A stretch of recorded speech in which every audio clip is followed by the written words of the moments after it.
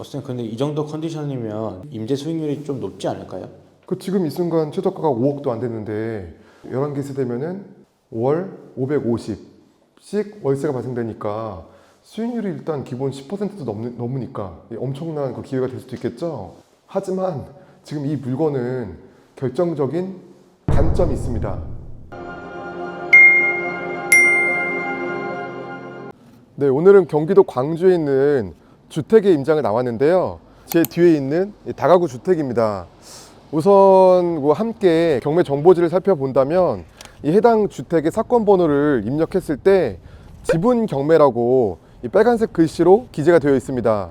그러니까 많은 사람들이 순간적으로 이 미리 보기 화면만 보고 이게 특수 물건이구나 이렇게 착각해서 이 물건을 패스하고 포기하는 분들도 있을 수 있는데요. 이 사건은 우리가 생각하는 그 지분 경매는 아닙니다. 이 담보부동산의 필지가 총 3개로 구성되어 있는데 셋 중에 한 가지 필지는 바로 이 앞에 있는 도로거든요. 이 도로의 그 공유관계로 구성됐기 때문에 지분이라는 표시가 있을 뿐이지 실제로 저 건물을 받치고 있는 토지에 공유 지분 관계는 없습니다. 이렇게 가끔 정보지를 봤을 때 지분 경매라고 써 있을지라도 실질적으로 우리가 생각하는 그런 지분 경매가 아닌 물건들도 있다는 걸 참고하시고요. 우선 이 경기도 광주가 신현동과 태전동은 꾸준히 그 도시화가 진행 중인 동네입니다. 그 이유가 일단 그 분당에서도 교통으로 봤을 때 상당히 인접해 있고요. 따라서 분당에 어떤 내가 일자리를 있을 때 또는 구성남에 일자리가 있을 때 그 인근인 이 광주에서 거주하면서 수월하게 출퇴근할 수 있기 때문에 그 넓은 광주 중에서는 이 신현동과 태정동이 그나마 좀 성장하고 있는 도시라는 겁니다. 단 여러분들 이 신현동, 태전동일지라도 빌라는 지향하는 게 좋습니다. 그 이유가 뭐죠?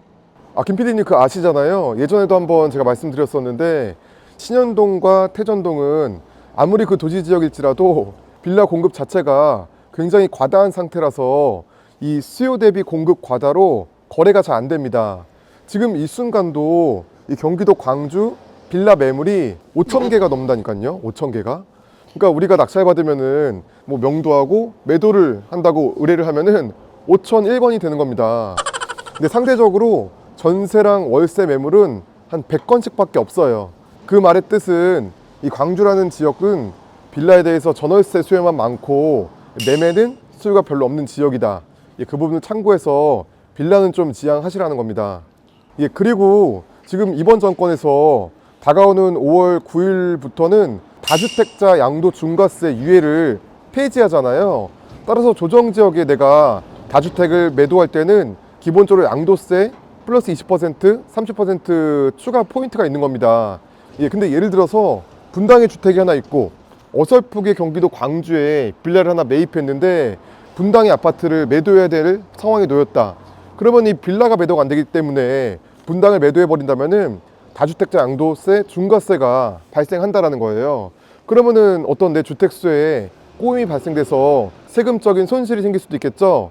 나는 애초에 이 광주에 있는 빌라를 먼저 매도하고 그 다음에 신규 주택을 뭐 매입하면서 뭐 일시적 1가구 2주택으로 빠져나온다든지 아니면 또 순차적으로 분당을 매도하고 그 다음에 매수를 한다든지 그런 계획이 꼬일 수도 있다는 겁니다. 쌤, 그러면 아파트는 괜찮을까요?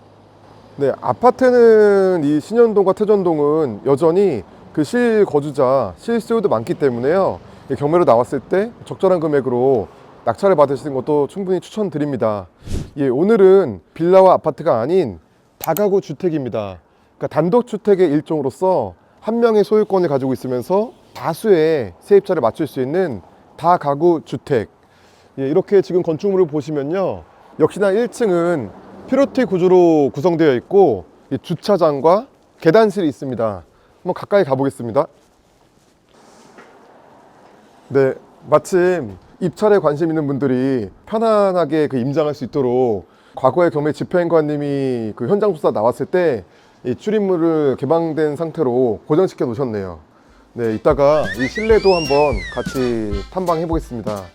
이 목적물은 총 토지 면적이 84.7평이고 건물은 2층부터 4층까지 주거 세대로서 총 4개 층인 연면적이 106평입니다.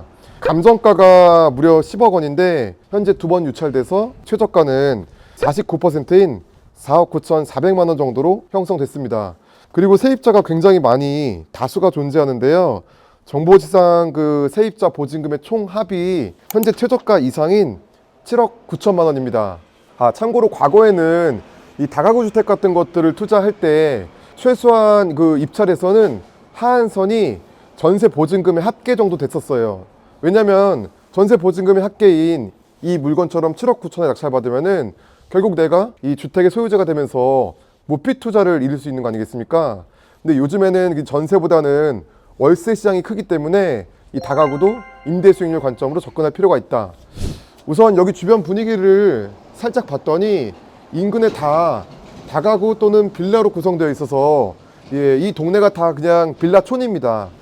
그 의미는 아마도 이 공실에 대한 걱정은 크게 없을 것 같다는 생각도 듭니다.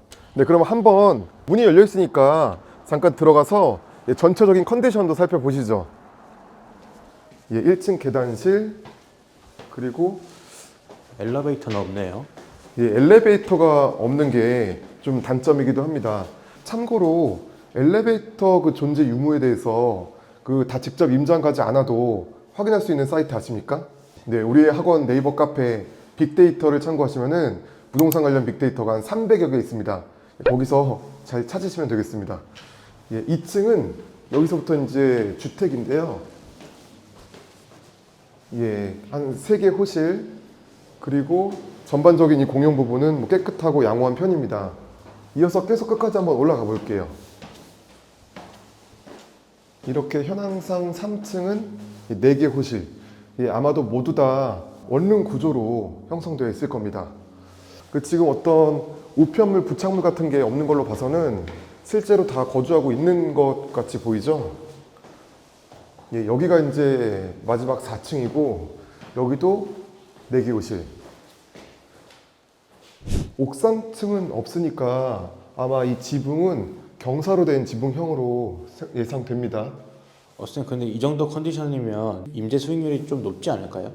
그쵸. 그 정보지에도 세입자의 보증금 총 합이 7억 9천이라는 그 의미가 월세로 환산해도 지금 여기가 한 11개 호실 정도 되는데 이 지역의 원룸 월세는 500에 50 정도 됩니다. 지금 이 순간 최저가가 5억도 안 됐는데 11개 세대면은 월 550씩 월세가 발생되니까 수익률이 일단 기본 10%도 넘으니까 엄청난 그 기회가 될 수도 있겠죠. 하지만 지금 이 물건은 결정적인 단점이 있습니다. 지금 우리가 있는 이 4층에 건축물 대장상 호실의 개수는 이 4개가 아닌 3개입니다. 3개. 이렇게 보시면 지금 따닥따닥 2개가 마주보고 있는데요. 원래는 3개로 허가를 받은 거예요. 그리고 다시 아래층으로 내려가 볼까요? 심지어 여기는 건축물 대장상 허가받은 그 가구 수가 2개입니다. 2개 호실.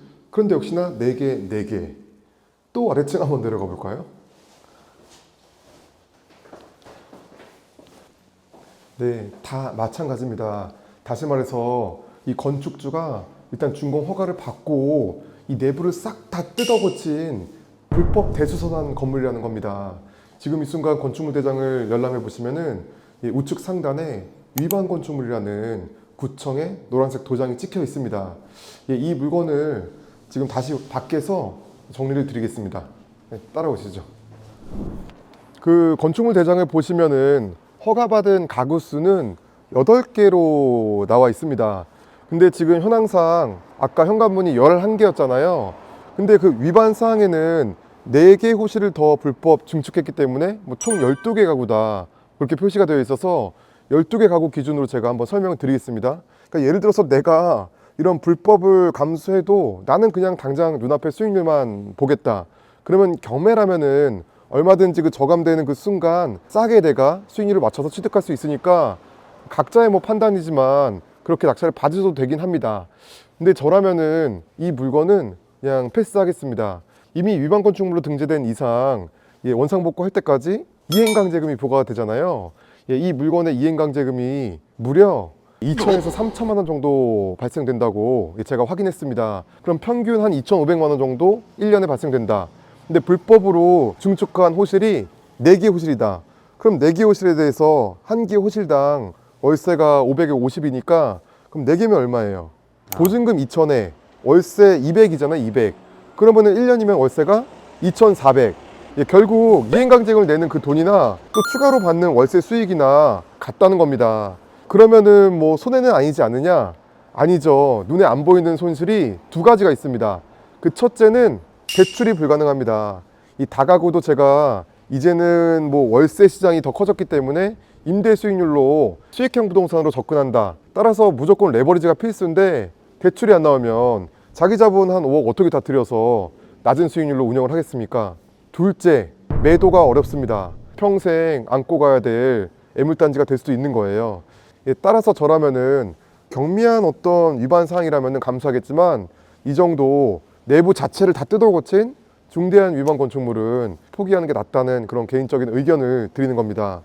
여러분들 만약에 이 다가구나 또는 빌라에 대해서 입찰에 관심 있는 분들은 반드시 입찰 직전에 건축물 대장을 꼭 열람하셔서 하자가 있는지 꼭 잘 꼼꼼히 체크해 보시고 적절한 입찰가로 낙찰을 받으시길 바라겠습니다. 네, 그러면 오늘 영상은 여기서 마치도록 하겠습니다. 여러분들도 검토하시길 바랍니다. 네, 감사합니다.